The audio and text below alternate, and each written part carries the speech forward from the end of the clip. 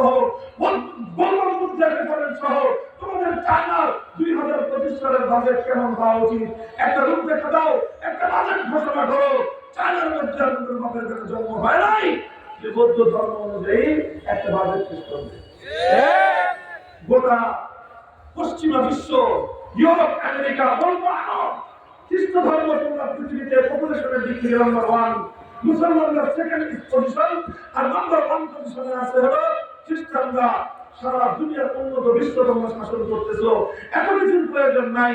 আনো তোমাদের ধর্মের রেফারেন্স সহ একটা খ্রিস্ট বাজেট তোমাদের দেশের জন্য প্রণয়ন করো। ইহুদিদেরকে বলবো মুসলমানদের রক্তে তোমাদের হাত লঙ্ঘিত হয় প্রতিদিন, মুসলমানদেরকে খুন করতে পারো, মুসলমানদেরকে হত্যা করে মুসলমানদের আস্থাকে দখল করে রাখতে পারো, এত কিছু পারো।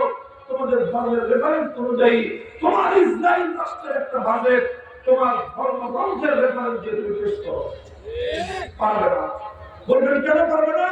কারণ ওই সকল ধর্মগুলোর মধ্যে বাজেট প্রণয়নের যে মূলনীতি, মানুষের অর্থনৈতিক কার্যক্রমের যে মূলনীতি, তার পূর্ণাঙ্গ বিবরণ কোন একটা ধর্মের মধ্যেই নাই।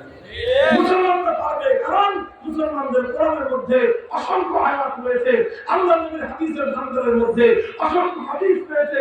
সেই কোরআন এবং হাদিসকে গবেষণা করে সারা পৃথিবীর মানুষের জন্য আমরা সুষম বাজেট প্রদান করতে সক্ষম। আলহামদুলিল্লাহ। শুধু বাজেট নয় ভাই, আর একটা চলন্ত দৃষ্টান্ত, বাজেটের কথা তো বললাম আগামীর জন্য, আরেকটা দৃষ্টান্ত আমি দেব, সেটা সারা পৃথিবীর বর্তমান রিয়েলিটি। একদিন দুই দিনের নয়, 7 দশক বর্তমান বিশ্ব ব্যবস্থায় 70 বছর ধরে একটা বাস্তবতা প্রতিষ্ঠিত হয়ে আছে। একটু বোঝার চেষ্টা করুন চুয়াডাঙ্গার ভাই বোনেরা আমার, লক্ষ্য করে দেখুন আজকে 21শ শতাব্দীতে মানুষের অর্থনৈতিক লেনদেনের জন্য একটা অপরিহার্য অনুষঙ্গ হলো ব্যাংকিং ব্যবস্থা। কথা বলেন ঠিক না বেঠিক? দুনিয়াতে এমন কোন ব্যবসায়ী আছে যে ব্যাংকের লেনদেন করা ছাড়া ব্যবসা করতে পারে? এমন কোন প্রতিষ্ঠান আছে, ইভেন মাদ্রাসা বলেন, মসজিদ বলেন, যদি কিছু টাকা পয়সা লেনদেন করতে হয় ব্যাংকিং চ্যানেল ছাড়া সম্ভব না। এখনো কিছু মানুষ, এখনো কিছু অশিক্ষিত মানুষ, কিছু দরিদ্র মানুষ, তারা হয়তো ব্যাংকিং কার্যক্রম পরিচালনা করে না। কিন্তু আজকে এমন একটা সমাজ গঠন করবার আওয়াজ উঠেছে, যে সমাজটাকে বলা হচ্ছে ক্যাশলেস সোসাইটি। শুনেছেন শব্দটা? শুনেছেন? শিক্ষিতরা তো সচেতন মানুষ সব শুনে থাকবেন। ক্যাশলেস সোসাইটি অর্থাৎ এমন একটা সোসাইটি আগামী দিনে গড়তে যাচ্ছে, কারো কাছে কোনো টাকা পয়সা থাকবে না, শুধু থাকবে পাসওয়ার্ড। কি থাকবে? পাসওয়ার্ড থাকবে। ওই পাসওয়ার্ডে আপনার অ্যাকাউন্টে টাকা জমা হবে, আপনি যারা টাকা দিতে চাইবেন পাসওয়ার্ড দিয়ে টিপ দিবেন, তার কাছে টাকা চলে যাবে। সে বলবে যে হ্যাঁ 5 লাখ টাকা চলে আসছে, এই 5 লাখ টাকার মাল। কোনো টাকা চোখেও দেখবেন না, হাত দিয়ে ধরতে পারবেন না। ঠিক কথা বলেন ঠিক না বেঠিক? এই যে কাজটা যে হচ্ছে, এখনই অধীনে অনেক মানুষ এমন আছে তারা টাকা পয়সা হাত দিয়ে ধরে না, এটিএম কার্ড ব্যবহার করে, যেখানে যা লাগে কার্ড দিয়ে বিল দিয়ে দেয়। তারা এভাবেই সারা দুনিয়াতে ট্রানজাকশন করতেছে, অনলাইন ট্রানজাকশন করে। পৃথিবীর এক প্রান্ত থেকে আরেক প্রান্তে তারা মাল কিনতেছে, অনলাইনে তারা অর্ডার দিয়ে দিচ্ছে, শিপমেন্ট হয়ে মাল চলে আসতেছে, ব্যাংক থেকে ব্যাংক এলসির মাধ্যমে সেখানে পেমেন্ট করে যাচ্ছে। কোনো টাকা দেখতে হয় না, ধরতে হয় না, স্পর্শ করতে হয় না, এবং মস্তক জমানের মানুষ তারা এভাবে লেনদেন করছে। কথা বলেন ঠিক না বেঠিক? ফলে এই যে এই সবগুলো কাজ হয় একটা চ্যানেলের মাধ্যমে, সেই চ্যানেলটা হলো ব্যাংকিং চ্যানেল। কথা বলেন ঠিক না বেঠিক? আচ্ছা, এই তাহলে বোঝা গেল আজকে এমন একটা বিশ্ব ব্যবস্থায় আমরা চলমান রয়েছি, এমন একটা বিশ্ব ব্যবস্থায় আমরা বিচরণ করছি, এমন একটা বিশ্ব ব্যবস্থায় আমরা আমাদের সময়গুলো অতিক্রম করছি, যে বিশ্ব ব্যবস্থা অপরিহার্য অনুষঙ্গ হলো ব্যাংকিং ব্যবস্থা। এই ব্যাংকিং ব্যবস্থা ছাড়া টাকা পয়সার লেনদেন, আদান প্রদান, এক দেশ থেকে আরেক দেশে পাঠানো কোনটাই সম্ভব নয়। আচ্ছা, তাহলে ব্যাংকিং ব্যবস্থাটা যদি মানুষের জীবনের জন্য এতটাই জরুরি হয়ে থাকে, তাহলে এই ব্যাংকিং সেক্টর সংক্রান্ত একটা সমস্যা যদি আমরা সব ধর্মের কাছে চাই, যে তোমার ব্যাংকিং সেক্টরের যে সমস্যাগুলো আছে, ব্যাংকিং সেক্টরের যে রূপরেখাটা আছে, সব ধর্মাবলম্বীরা যার যার ধর্ম অনুযায়ী ব্যাংকিং সেক্টরের সমস্যার সমাধান দাও। মুসলমানদেরকে বলবো তোমরা একটা ব্যাংক দেখাও যে ব্যাংকটা ইসলাম অনুযায়ী চলবে। হিন্দুদেরকে বলবো তোমরা একটা ব্যাংকিং সিস্টেম দাও যে ব্যাংকিং সিস্টেমটা হিন্দু ধর্ম অনুযায়ী চলবে। বৌদ্ধ, খ্রিস্টান, ইহুদি প্রত্যেক ধর্মাবলম্বীকে বলবো তোমরা একটা করে ব্যাংকিং তোমাদের ধর্ম অনুযায়ী চলবে। আমি শুধু চিৎকার করে চ্যালেঞ্জ করতে পারবো। আর এই চ্যালেঞ্জের প্রথম ঘোষণা দিলেন, আল-ইয়াওমা আকমালতু লাকুম দীনাকুম। হে নবী মুহাম্মদ সাল্লাল্লাহু আলাইহি ওয়াসাল্লাম এবং তার উম্মত, আজ 10 হিজরি জিলহজ মাসের 9 তারিখ আরাফার দিন, জুমার দিন, আমি আল্লাহ পাক রব্বুল আলামিন আজকের এই ঐতিহাসিক মুহূর্তে তোমাদের জন্য একটি ঐতিহাসিক ঘোষণা দিচ্ছি। যে ঘোষণা নবী আদম আলাইহিস সালাম থেকে নিয়ে ঈসা আলাইহিস সালাম পর্যন্ত কোন নবীর উম্মতের জন্য আমি দেই নাই। সেই ঘোষণাটা পৃথিবীর শুরু লগ্ন থেকে আজকের দিন পর্যন্ত আমি আল্লাহ হেফাজত করে রেখেছিলাম। আজ আমি আল্লাহ সর্বশ্রেষ্ঠ সেই ঘোষণাটা দিয়ে দিলাম, আকমালতু লাকুম দীনাকুম। আমি তোমাদের ধর্ম ইসলামকে পরিপূর্ণতা দান করলাম। আকমালতু লাকুম দীনাকুম, আমি তোমাদের জীবন ব্যবস্থাকে পরিপূর্ণ করে দিলাম। এটা হলো পবিত্র প্রথম ঘোষণা। 2 নম্বর ঘোষণা হলো, ও আতমামতু আলাইকুম নিয়ামতি। হে দুনিয়ার মানব সভ্যতা, আমার ইসলাম পরিপূর্ণ হয়ে গেল। আর এর মধ্য দিয়ে জগৎবাসীর জন্য আমি আল্লাহর পক্ষ থেকে যত নিয়ামত, যত রহমত দেওয়ার কথা, এই সমস্ত নিয়ামত কাজীয় পরিপূর্ণতা পেল। 2 নম্বর ঘোষণা, ইসলাম পূর্ণাঙ্গ জীবন ব্যবস্থা হয়ে গেল এবং এর মাধ্যমে আল্লাহর নিয়ামত পরিপূর্ণ হয়ে গেল। আর 3 নম্বর ঘোষণা হলো, ইসলাম আদিনা, মানুষের জীবন চলার পদ্ধতি হিসেবে, as a code of life, জীবন ব্যবস্থা হিসেবে আল্লাহ বলতেছেন, আমি আল্লাহর সন্তুষ্টি, আমার স্যাটিসফ্যাকশনের ঘোষণা দিলাম যে ইসলামটাকে আমি আল্লাহ যেভাবে চেয়েছিলাম সেভাবেই এমনভাবে বিন্যস্ত করেছি, এমনভাবে সাজিয়েছি যে মানব জাতির জন্য এটা এখন পূর্ণাঙ্গ একটা জীবন ব্যবস্থা হিসেবে অনুষ্ঠিত হবে। কিয়ামত পর্যন্ত কয়টা ঘোষণা হলো? ইসলাম পরিপূর্ণ, আল্লাহর নিয়ামত পরিপূর্ণ এবং ইসলামের উপর জীবন ব্যবস্থা হিসেবে স্বয়ং আল্লাহ নিজেই এর সন্তুষ্ট হয়ে গেলেন। আল্লাহ নিজেই ইসলামের প্রতি আল্লাহর নিজের ভালো লাগার কথা বলে দিলেন। দেখেন, আল্লাহর চোখে ভালো লাগা সাধারণ জিনিস না। এই 3টা ঘোষণা আল্লাহ পাক দিলেন। এই জন্যই মুসলমানরা, আমরা হয়তো এই ঘোষণার তাৎপর্য বুঝতে পারতেছি না। আমাদের কাছে হয়তো বিষয়টা এতটা তাৎপর্য, এর যে মাহাত্ম্য হয়তো আমার কাছে, আপনার কাছে ভালোভাবে বুঝে না আসতে পারে। কিন্তু ইসলামের চির দুশমন ইহুদিরা কিন্তু ঠিকই বুঝেছে।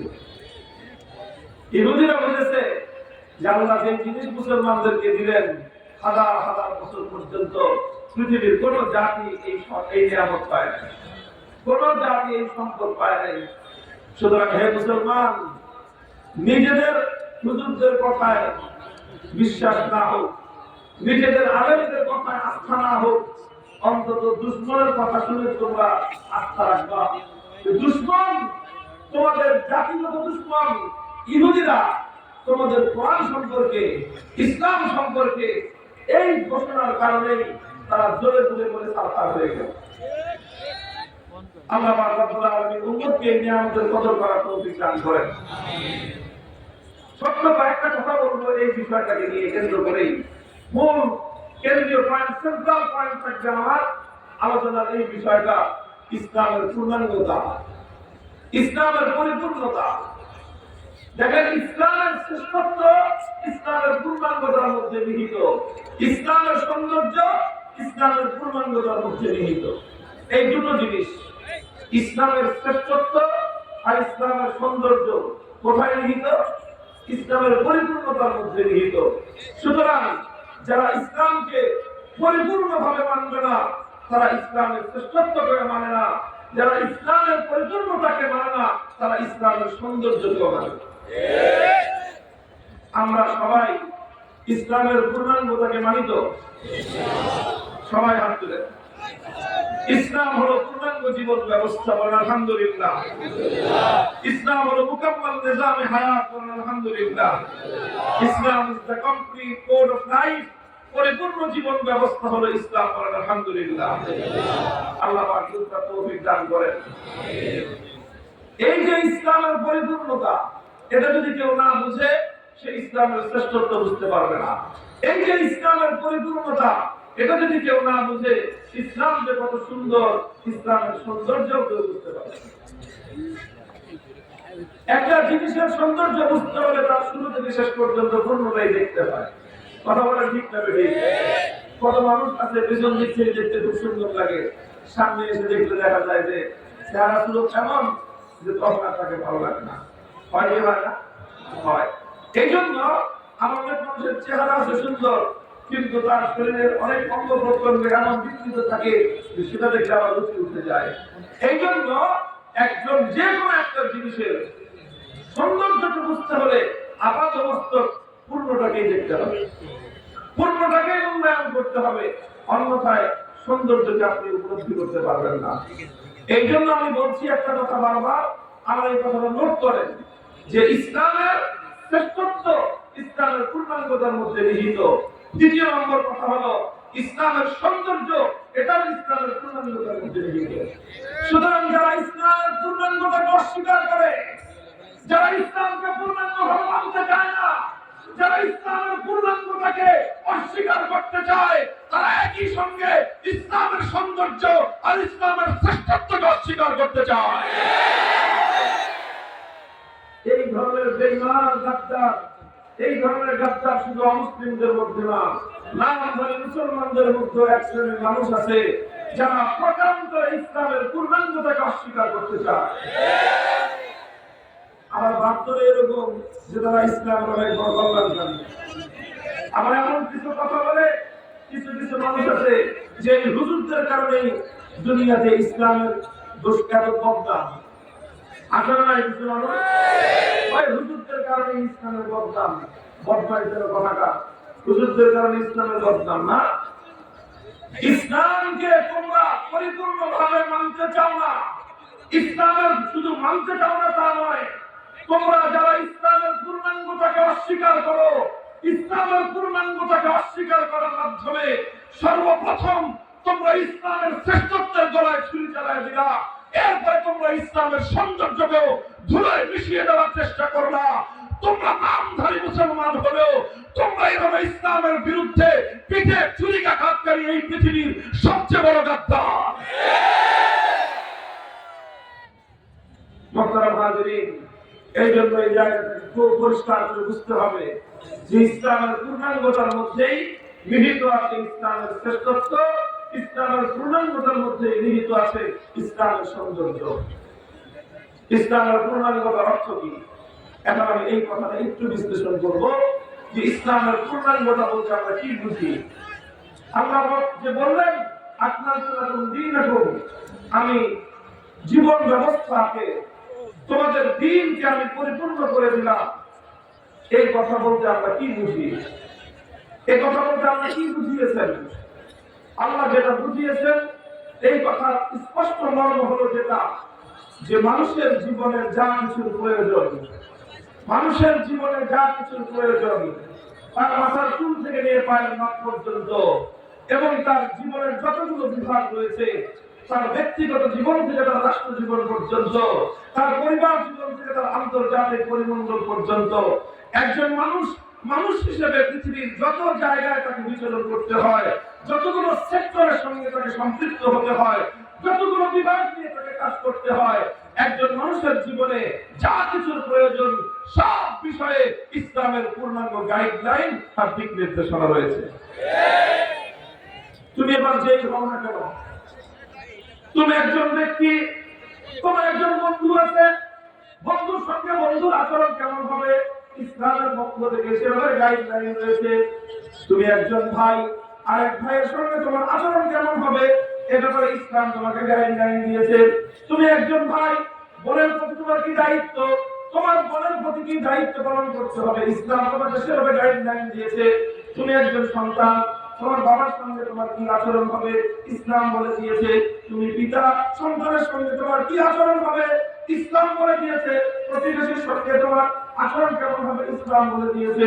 ভিন্ন ধর্মাবলম্বী হিন্দুর সাথে, খ্রিস্টানের সঙ্গে, বৌদ্ধের সঙ্গে, ইহুদির সঙ্গে তোমার কি আচরণ হবে, কেমন হবে ইসলাম বলে দিয়েছে। রাষ্ট্রনায়কের সাথে তোমার কেমন আচরণ হবে ইসলাম বলে দিয়েছে। রাষ্ট্রনায়ক হিসেবে, রাষ্ট্রের পরিচালক হিসেবে নাগরিকদের সঙ্গে তোমার কেমন আচরণ হবে ইসলাম বলে দিয়েছে। বন্ধুর সঙ্গে কেমন আচরণ হবে ইসলাম বলে দিয়েছে। শত্রুর সঙ্গে কেমন আচরণ হবে ইসলাম বলে দিয়েছে। বাংলাদেশের নাগরিক হিসেবে তোমার দেশের নাগরিক একজন মুসলিমের সঙ্গে তোমার কেমন আচরণ হবে ইসলাম বলে দিয়েছে। শত্রু রাষ্ট্র হিসেবে পার্শ্ববর্তী আধিপত্যবাদী ভারতের নাগরিকের সঙ্গে তোমার কি আচরণ হবে ইসলাম বলে দিয়েছে। ভারতের রাষ্ট্রীয় কর্তৃপক্ষের সঙ্গে তোমার কেমন আচরণ হবে ইসলাম বলে দিয়েছে। আল্লাহর কসম খেয়ে বলি, মানব জীবন যেখান থেকে শুরু হয়ে যেখান পর্যন্ত গিয়ে শেষ হতে পারে প্রত্যেকটা বিষয়ের পূর্ণাঙ্গ সমাধান একমাত্র দিয়েছে আল কোরআন। এটাই হলো ইসলামের পূর্ণাঙ্গতা। ইসলামের পূর্ণাঙ্গতার বিষয় নিয়ে যদি আমি বলতে চাই, শুধু আমি না, এই মঞ্চে যত আলেম ওলামা আছে সবাই যদি আলাদা আলাদা মাইক দিয়ে কথা বলতে শুরু করি, রাত ফুরিয়ে যাবে, দিন আসবে, সূর্য উদিত হবে, আবার সূর্য অস্তমিত হবে, আবার রাত ঘনিয়ে আসবে, আবার রাতের অন্ধকার মিটিয়ে যাবে, আবার সূর্য দিগন্তে সূর্য উদিত হবে, দিনের পর দিন অতিক্রান্ত হবে। ইসলামের সৌন্দর্য এবং পূর্ণাঙ্গতার কথা বলে শেষ করা সম্ভব হবে।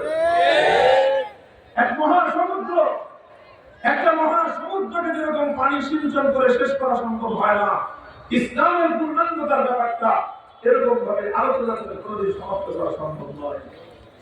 এই জন্য সব বিষয়গুলো নিয়ে আলোচনা করবো না, এমন কিছু বিষয় নিয়ে আলোচনা করব যে বিষয়ে ইসলামের পূর্ণাঙ্গতার বিষয়ে অনেক মানুষের মধ্যে অজানা থাকার কারণে অথবা বিদ্বেষ প্রস্তুত হয়ে জানে কিন্তু হিংসা, জানে কিন্তু হিংসার অভাবে ভুগতেছে, এই জন্য ইসলামের সৌন্দর্য তারা স্বীকার করতে চায় না।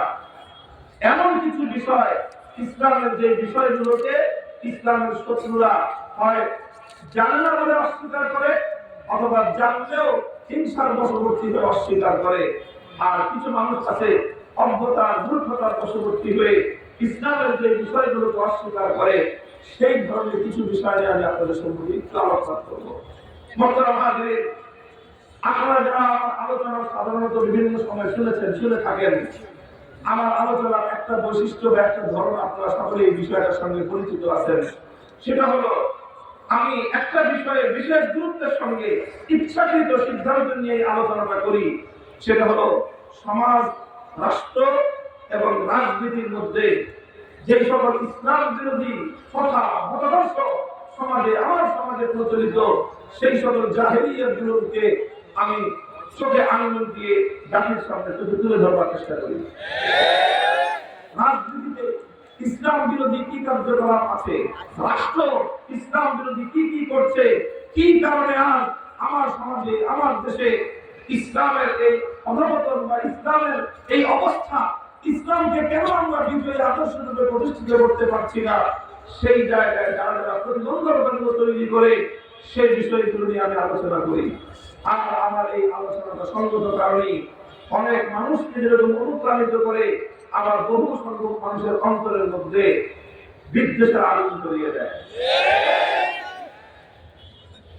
তারা বিদ্বেষের আগুনে জ্বলতে থাকে, শত্রুতা পোষণ করতে থাকে, আর এই শত্রুতার বশত তারা আমাদের আওয়াজগুলোকে বন্ধ করে দিতে চায়, আমাদের কণ্ঠকে স্তব্ধ করে দিতে চায়। গায়ের জোরে ইসলামের শ্রেষ্ঠত্বের সেই কথাগুলোকে সমাজ থেকে তারা মুছে ফেলতে চায়।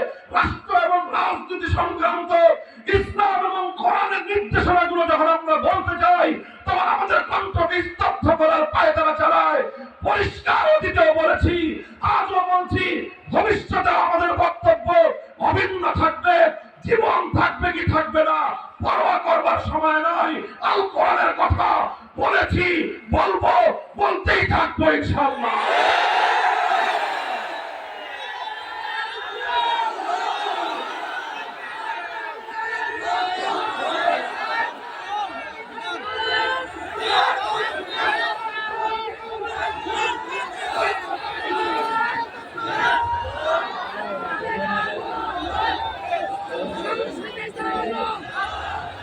ইসলামের যে সকল বিভাগগুলো নিয়ে ইসলামের দুশ্মন যারা, অন্যান্য ধর্মাবলম্বী যারা, তারা ইসলামের যে বিভাগটাকে নিয়ে সবচেয়ে বেশি আপত্তি করে সেটা হলো ইসলামের রাষ্ট্র ব্যবস্থা। অর্থাৎ আমরা যখন মুসলমান যারা ইসলামের একনিষ্ঠ অনুসরণ করার যারা চেষ্টা করি, একনিষ্ঠভাবে পরিপূর্ণভাবে আমরা যারা ইসলামকে অনুসরণ করার চেষ্টা করি, আমরা ব্যক্তিগত জীবনে ইসলামকে প্রতিষ্ঠা করতে চাই, পরিবারের মধ্যে ইসলামকে প্রতিষ্ঠা করতে চাই, আমাদের ব্যবসা বাণিজ্যে অর্থনৈতিক জীবনে ইসলামকে প্রতিষ্ঠা করতে চাই, আমাদের বিভিন্ন প্রাতিষ্ঠানিক জীবনে আমরা ইসলামকে প্রতিষ্ঠা করতে চাই। সব কিছু চাওয়ার পরে আমরা রাষ্ট্র ব্যবস্থায় ইসলামকে প্রতিষ্ঠা করতে চাই। যখনই আমরা ইসলামী রাষ্ট্র প্রতিষ্ঠার আওয়াজ তুলি, তখনই বিপত্তি লাগে কিছু মানুষের কাছে, তখনই তারা